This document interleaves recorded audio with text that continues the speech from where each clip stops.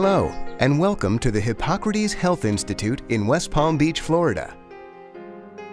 Each week, we host about 60 guests in our unique, lush, healthful environment.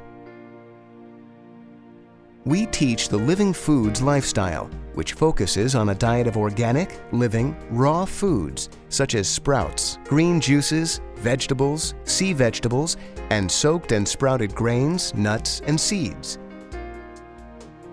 We employ wheatgrass juice, a powerful cleansing and healing agent that expedites the healing process remarkably well. Hippocrates is not only a health center, it is also a health school, showing how live foods and increased oxygen improve on the state of your health. Tests have proven that enzymes and oxygen nourishment help the body to correct any imbalances or weaknesses that encourage or allow illness. By supplying your system with oxygen and enzymes, we help you rebuild your health. The Institute was started in 1955 by Dr. Ann Wigmore, who healed herself of cancer and shared her wisdom with people who wished to heal naturally. In addition to the Living Foods diet, we focus on all the aspects of a healthy lifestyle. We analyze your blood, and a personalized program will be developed for you. Many problems can be seen through the blood screening process, and specially trained personnel are here at all times to make sure that proper procedures for your health are followed. We also teach you the importance of exercise and rest, the need to heal emotional wounds. Thousands of people have healed themselves by giving their bodies the nutrition needed by every cell and eliminating the toxins that create disease. We know that our immune systems have been designed impeccably. It's just that no one gave us an owner's manual for the proper care and feeding of our amazing human bodies. In this series of programs, you will learn about the inner workings of the body, the importance of detoxing and eliminating, how to best use supplements, how to live practically and healthfully with the combination of the foods we eat. We will answer scores of questions our guests ask about the Living Foods lifestyle. We invite you to join us in person for the 3-week Life Change program we offer at Hippocrates Health Institute.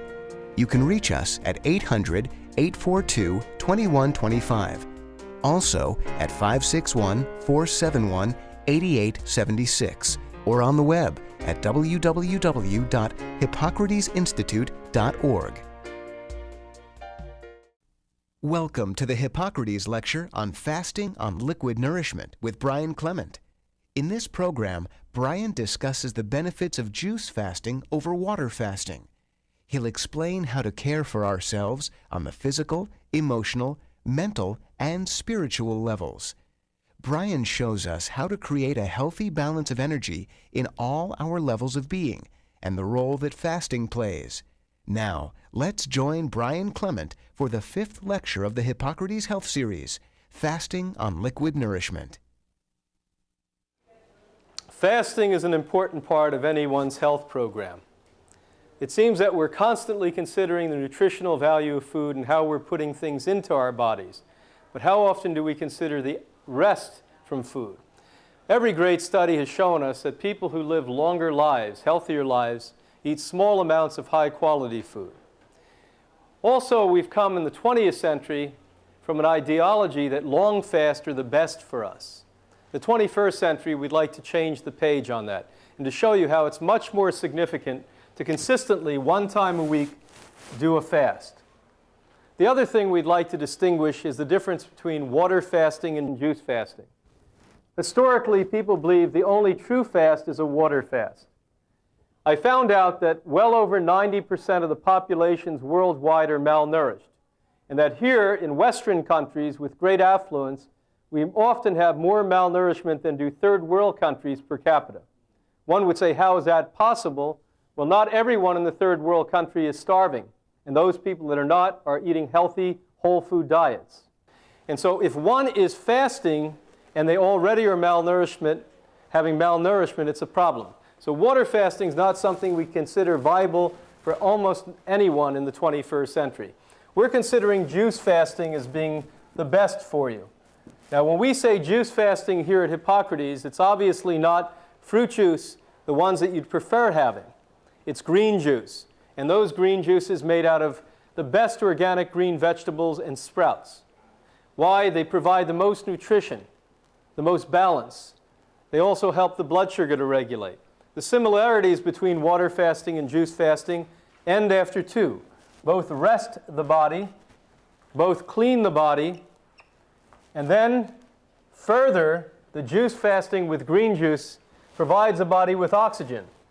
Why is that significant? Well, quite simply, is that oxygen helps to retard and to eliminate all disorders, all microbial diseases in the human body, and mutagens. Next, you're going to get nutrition. Why is that a problem when you're not getting nutrition? Quite simply, is because blood sugar going high to low, make people feel very insecure. And so in most cases, people cannot resist eating during a fast period. They're really not starving. I often hear people tell me they're starving. I said, no, it's going to take weeks or months for that to happen. You're just feeling an up and down of the blood sugar and pancreatic disorder. So when you put the juices in that are made of sprouts with all this complete protein in it, it helps to regulate the blood sugar, allowing you to feel much more secure and stable during a fast day. And lastly are the enzymes. Now the enzymes are very, very important, considering that this is the way that the body contracts electric. You may note that in cleaning products that are at industrial levels, that they're enriched with enzymes, because enzymes are the catalyst of all life. They also will create life within your cells and your body. So we think green juice fast is a way to go. We also think that 1 day a week is far better than longer fast in most cases. If you look at the numbers, it's quite interesting. If you fast 1 day a week consistently on the same day, in 1 year you will have fasted 52 days. In 7 years you will have fasted 364 days with 1 day of rest. So on the day of the 7th year you will have fasted for 1 year. Now why is that significant? Because the human body takes 7 years to regenerate.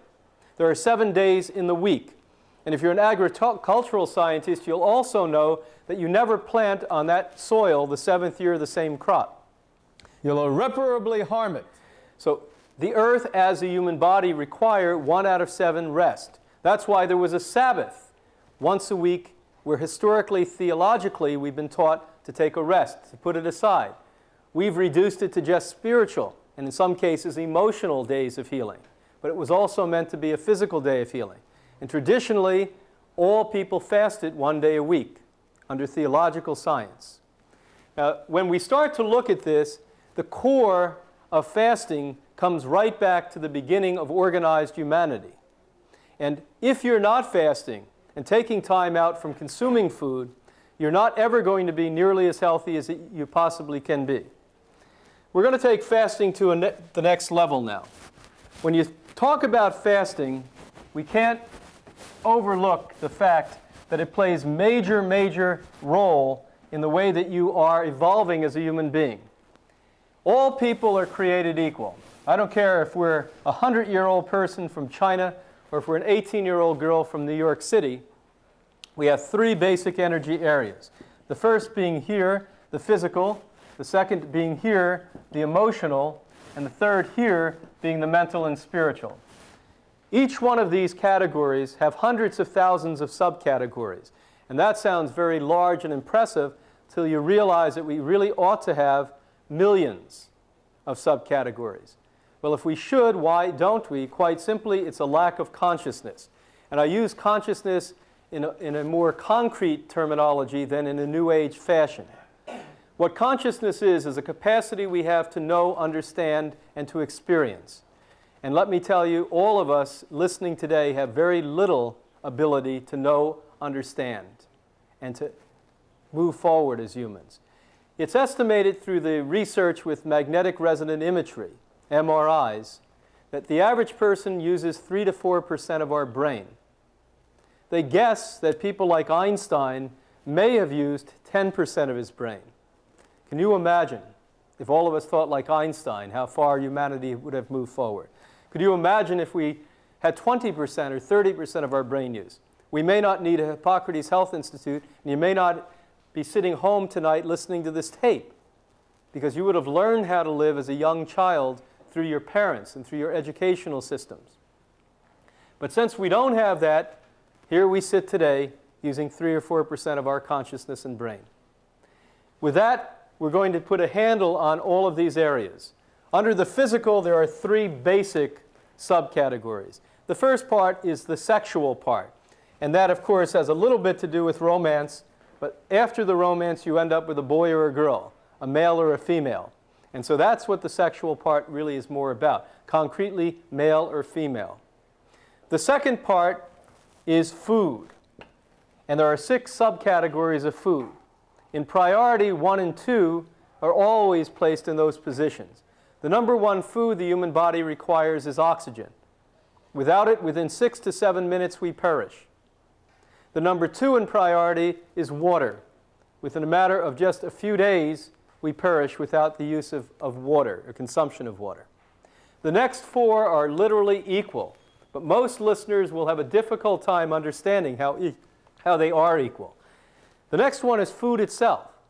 Those things that we consume, such as juices, and those things that we consume even of living food that we chew and swallow. They're the parts, the elemental parts that keep the human tissue healthy and strong, allow us to build further human tissue, allow us to flourish, allow our immune cells to function. Very, very pivotal. The second in this list of 4 that are is exercise. Equal to food is exercise. I'll restate to you that anyone who is on a 100% living food diet and eating well, eating correctly, the way we prescribe, will be thin. When I talk to people who tell me they've been on living food diets for 1 or 2 years and they have not achieved being thin, they are fibbing. It's that simple. But we don't want to be too thin. So not to be too thin, we must exercise. Now, thank God there's a God of exercise. His name is Dr. Kenneth Cooper. What we are to diet internationally, Kenneth Cooper is to exercise. He was a gentleman that created the word aerobics. Aerobics, meaning getting the heart rate going and circulatory system going, is required by all human beings, as long as we're alive, to get our heart rate up 5 times a week at minimum levels for 30 minutes. So we must pound our heart at the level that we should have at what age we are for at least 30 minutes. So at minimum time periods, it will require 35 minutes, 5 days a week to do aerobic exercise. We'd much prefer people doing 1 hour of aerobic exercise, at least 5, if not 6 days a week. Because the more you do aerobic exercise, the more elimination you'll have from the body. The more endorphin activity you'll have activated from the brain that makes you feel calm and at peace, and it reduces depression. So there's lots of reasons to exercise aerobically. The second one is weightlifting, resistant exercise. All of us are required to gain and to develop muscle 3 days a week on an average of 1 to 1.5 hours of weightlifting. Now, thank goodness today there's everything from free weights, which one ought not to start with, to machines, which would be better for a beginner to start with, to Pilates, which elongate and strengthen muscles, to Hatha Yoga, which strengthen muscle, to Lotte Berk or Kalinetics, which strengthen muscle. We must all strengthen muscle because the only weight we want on the body is muscle weight. The more muscle weight you have, the more immune cells you have. The more immune cells you have, the healthier you are, the longer you live, and the less ill you'll become. It's that simple. I can't say how important it is with osteoporosis. There's no words I can use to point out how important it is, weightlifting, to ward off and to eliminate osteoporosis. I've worked with 7,500 to 8,000 women in my life with osteoporosis, and never once has one recovered who was not willing to lift weights. So I would say that osteoporotic conditions and many arthritic conditions are a weightlifting deficiency, not a calcium deficiency. We have found in our studies of blood that it's very few women that have low calcium, but almost no women are lifting weights on a regular basis. Now, this has an awful lot to do with age. Women who are maturing were taught as young ladies that it wasn't ladylike to lift weight, that it was a male thing. Well, let's get over that. It's the 21st century. Let me also say to you that everyone that you've ever admired, the actors, actresses, athletes, beauty queens, or beauty kings, all are weightlifters. Nobody has a body that looks that way without lifting weights. And you should do it until the day you pass. And I hope that's 150 years old. So weightlifting and aerobic exercise is equally important to living foods and the consumption of living food. Next to exercise is rest, powerfully important food for the body. With all the people I've worked with and watched die, it's very few, we estimate less than 5%, who die from disease. Most people die from two factors. One is sleep deprivation, lack of sleep, and the second is dehydration. And if you've ever been with somebody who are close to death, you see that they stop drinking fluids and they stop sleeping. And those two are fatal. Fatal. Sleep deprivation is a plague internationally. It's estimated that when we're younger, 70s and younger, that the average person needs 8 to 8.5 hours of sleep a night. As we mature and our metabolism slows down, if at 50 you needed 8 hours of sleep, it would not be uncommon that at 80 you could literally get away with 6.5 hours of sleep. But younger people below 80 literally, generally need 8 to 8.5 hours. As we know, that average means some need 7, some need 9. Now with that said, I had a theory that I taught for years, and thank goodness about 15 years ago the University of Buffalo confirmed I was right. Thank goodness, University of Buffalo. I always thought when you lost sleep and you deprived yourself, it was cumulative. It added up. And they showed us that that was true. Let's imagine that you were one that requires 8 hours of sleep a night, but you only sleep 7 hours. Now, look at that times 365 days. You're times 1. You've lacked 1 hour of sleep. At the end of 1 year, you literally would have lost 365 hours of your life. Now, when I'm speaking to people who lack sleep, they're not telling me that they're losing 1 hour of sleep. They're telling me they're sleeping 3 hours and sleeping 4 hours. Now start to add their numbers up. 4 hours a night, lack of sleep, times 365. The most recent study in the last year from the University of Chicago was earth-shaking.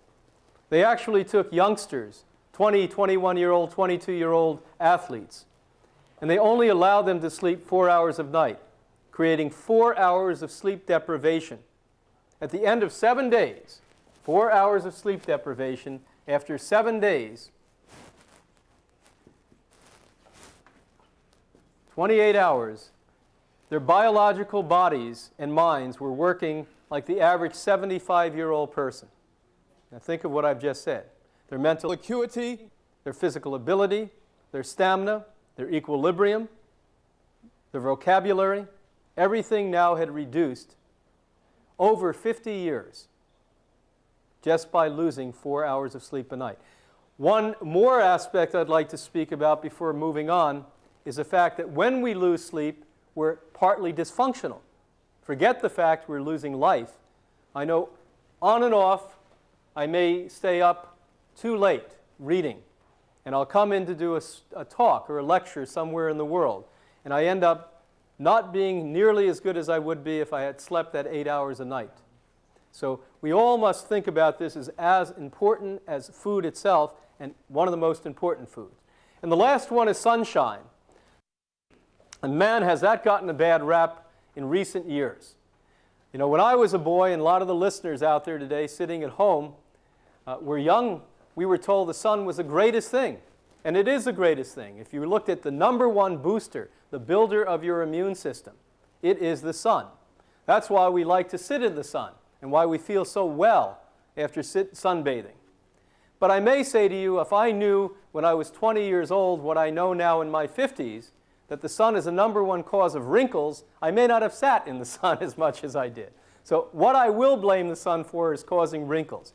But is it the ozone layer? And is it the UV rays that are causing higher incidence of cancer in Anglo-Saxon populations, Middle Eastern population? And the answer is absolutely no. Because if we go to primitive cultures worldwide, where people are in the sun all day long, every day, we're finding that there's no higher incidence of skin cancer and other forms of cancer. And they are living on the same planet. What is a culprit? Very simple. Let's go back. If the number one booster of your immune system happens to be the sun, when it boosts the immune system, those wonderful cells like the T cells and the leukocytes, the white blood cells, they go into action and they start pushing out of your body the poisons and the chemicals, the pesticides, the fungicides, the plastics you've just taken into your lungs through breathing. And where do they push them out of? Your skin. Now we find the sun is beating down with its UV rays, hitting fats and chemicals, and it's a lethal mixture to create mutagens in the cell. This is where skin cancer is coming from. If you look at the Anglo-Saxon population of 70-year-old residents of Queensland, Australia, 80% of them have contracted at 70 years old some form of skin cancer. Think about that. If you take the same 70-year-old population in Africa or South American Indians, you'll find that they have no higher incidence of skin cancer than they did 25 or 50 years ago. Interesting, isn't it? Our lifestyle is causing the cancer. Yes, we've created problems with widening the gap and creating UV rays, but geologists have shown us that over the Earth's history, that every 150 to 200 years there's been a natural occurring opening of the ozone layer. And so maybe for some reason that man has yet to discover, we need those UV rays, and that hopefully it will close once again soon. So let's go through the foods under the physical. The first food is oxygen. The second food is water.